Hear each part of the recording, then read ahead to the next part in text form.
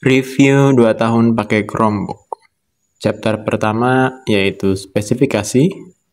Spesifikasi dari Chromebook ini sangat sederhana ya. Prosesornya adalah Intel N4000. RAM-nya hanya 4GB dan internal storage-nya hanya 32GB. Yang tipe memorinya adalah eMMC. Dengan spesifikasi yang ada, Chromebook ini memiliki harga jauh lebih murah dibandingkan dengan laptop yang memiliki sistem operasi Windows dengan spesifikasi yang sama. Jika kita melihat sistem operasi Windows dengan spesifikasi yang sama, maka kita sudah bisa membayangkan betapa harus sabarnya ketika menggunakan perangkat tersebut, bahkan dengan kebutuhan ringan saja seperti browsing dan ketik-ketik di Microsoft Word. Belum lagi kita membayangkan betapa menyebalkannya ketika nunggu waktu laptop itu menyala sampai bisa siap untuk dipakai dengan spesifikasi seperti ini di laptop Windows. Mungkin bisa dihitung angkanya itu kurang lebih 1 menit atau bahkan 2 menit. Lalu, apakah spesifikasi ini cukup untuk laptop sesederhana Chromebook? Tentu saja cukup, jika kebutuhan kita adalah hanya untuk sekedar browsing atau edit-edit dokumen di Google Docs atau aplikasi dokumen yang berbasis web. Tapi ada beberapa catatan yang perlu diperhatikan yang akan saya bahas di chapter-chapter selanjutnya. Chapter 2 yaitu build quality. Laptop ini berbahan dasar full plastik. Plastik yang digunakan menggunakan plastik yang dilapisi coating silver perak yang mudah terkelupas. Selama pemakaian 2 bulan pertama saja, saya sudah menemukan banyak coating yang terkelupas. Pada area karet yang menempel antara layar dengan area palm rest juga demikian. Ada beberapa bekas karet yang mengecap di area-area tersebut. Namun dari keseluruhan bahan ini, termasuk bahan plastik, tidak kasar seperti pada laptop Asus atau Acer yang seri-seri murah. Di sini lebih terasa plastik yang beda kelas. Ini lebih tinggi dibandingkan dari seri Asus atau Acer yang murah. Mirip bahan plastik yang dipakai di Lenovo. Secara fisik juga tidak terdapat bagian yang kosong atau kopong, semua terasa padat dan berisi. Ketika melihat laptop ini, yang dipikiran kita adalah ini itu laptop ringan. Tapi ketika sudah memegang dan mengangkat laptop ini, sebenarnya terasa lebih berat daripada kelihatannya. Atau orang bilang ini terasa lebih antep begitu. Tapi saya lebih memilih kalau laptop ini itu lebih ringan. Karena bentuknya sudah kecil, apabila lebih ringan itu pasti akan lebih enak-enak dibawa lagi. Untuk kualitas engselnya itu standar, tapi menurut saya ini lebih baik daripada engsel laptop lain karena lebih well built. Untuk keyboardnya nyaman ya untuk dipakai, tapi terasa travel distance-nya itu sangat tipis.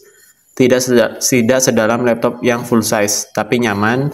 Saya ketik lama-lama di sini juga betah-betah saja. Tapi kalau trackpad, di sini memang kurang berasa feel-nya, tidak sama dengan laptop Windows. Kalau laptop Windows dia presisi dan akurat. Kalau di sini, walaupun sudah ada 3 settingan yang sensitivitasnya itu ada 3 settingan, tapi tetap saja berasa kurang ketika dipakai. Jadi lebih enak menggunakan mouse yang lebih presisi. Selanjutnya, chapter 3 atau layar. Layar yang digunakan laptop ini standar laptop murah ya, warnanya pudar, viewing angle-nya buruk, kontrasnya jelek, dan tidak terang. Bagi Anda yang sudah pernah lihat layar lebih bagus, pasti terasa sekali layar ini terasa sangat kurang.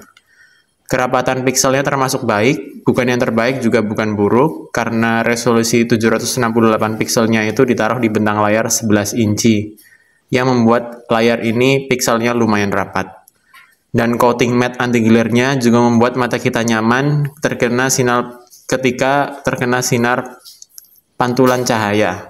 Untuk brightness-nya ini kurang, terasa sekali kalau dipakai di tempat teduh seperti di cafe. Di siang hari itu layar susah dilihat, tapi kalau dalam ruangan dengan pencahayaan normal masih sangat bisa dipakai. Chapter selanjutnya adalah chapter kamera.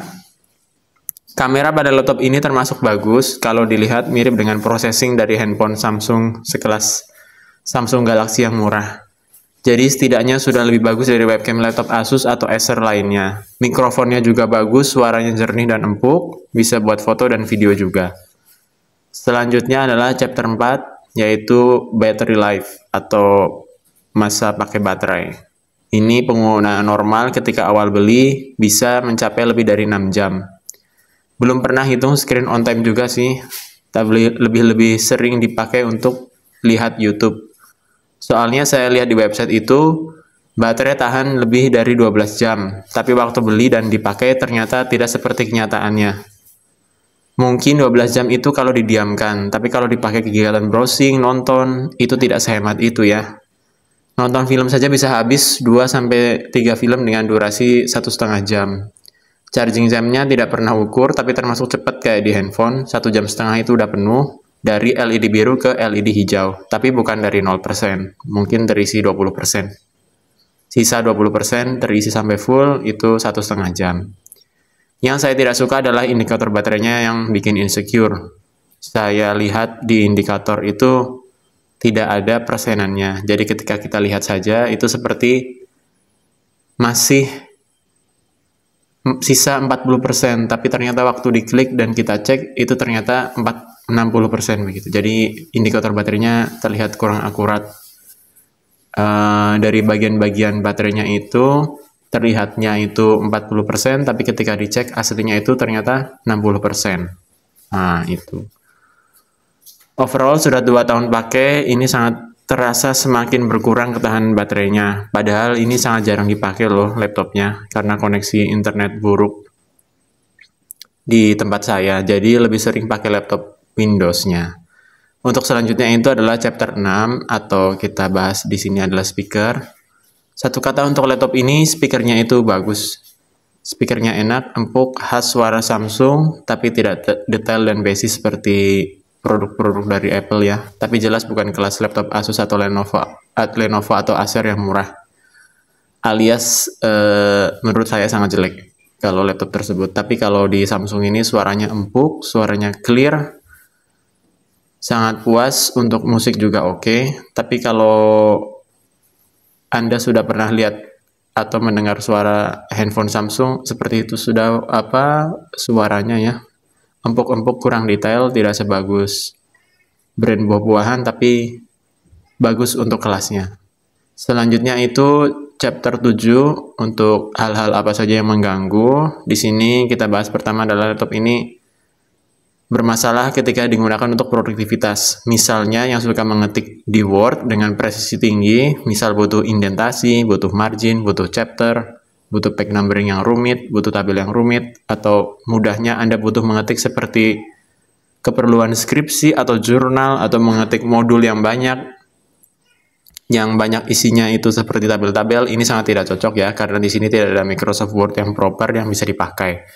Untuk Excel yang rumit juga sama, Chromebook ini tidak bisa dipakai, tapi kalau untuk sederhana, tabel-tabel sederhana dan fungsi Excel yang mudah, itu masih bisa dipakai. Untuk PowerPoint ini masih bisa dipakai, saya pernah membuat presentasi yang proper dan hasilnya bagus di Google Slide di Chromebook, puas. Tapi ya itu ya, kalau sudah banyak slide dan banyak konten di PowerPoint, harus sadar diri ya, kalau ini tidak bisa yang satset-satset, tapi bisa. Untuk kebutuhan Zoom meeting juga begitu, nyaman juga dipakai, tapi kalau terus-menerus dipakai sampai panas, Zoom ini kadang suka macet, antara suara dan videonya itu tidak sinkron. Bahkan apalagi kalau sambil di charge, Zoom-nya bisa macet total dan crash. Berlaku untuk Zoom web atau Zoom aplikasi ya. Jadi kalau Zoom itu baiknya tunggu charge baterai sampai penuh, baru dipakai untuk Zoom. Kalau untuk kebutuhan dasar browsing, ini sih yang membuat Chromebook ini bersinar. Mau dihantam banyak tab di Chrome yang isinya ringan-ringan, bisa banget. Tapi kalau tab yang berat seperti YouTube 1080 atau 720, itu sudah mulai nge-lag kalau Chromebooknya panas. Musuh utama Chromebook ini adalah panas. Kalau sudah panas, itu nge-lag sekali. Mau buka aplikasi atau pindah aplikasi sangat lambat. Jadi kalau mau aman, pakai di ruangan AC yang dingin, atau taruh di lantai di keramik, atau pakai cooler pad. Untuk peripheral lain juga sudah sangat cukup, karena saya cuma pakai untuk colok dongle mouse. Kekurangan lain juga di sistem operasi Chrome OS-nya. Jadi sistem operasi ini seperti Android yang dibesarkan ditaruh di laptop. UI dan tampilan icon semuanya itu mirip Android. Mungkin seperti DeX di Samsung DeX ya, tapi belum pernah coba Samsung DeX sih.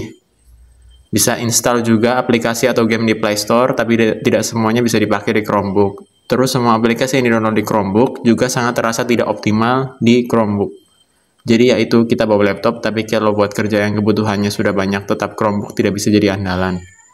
Tapi kalau yang ringan dan seperti browsing seperti itu, ataupun yang bisa dikerjakan sampai selesai di Chromebook, di Chrome, ini laptop oke banget. Selanjutnya adalah sistem operasi yang seperti Android. Ini membuat file manager juga tidak seperti di Windows. File manager di sini terasa seperti light, berasa kurang fleksibel begitu. Tapi kalau sekedar copy paste file sangat oke sih. Tapi kalau misalkan memori yang besar, butuh file-file besar, itu lama sekali ya. Karena memori internalnya ini juga masih menggunakan eMMC, jadi harus sabar.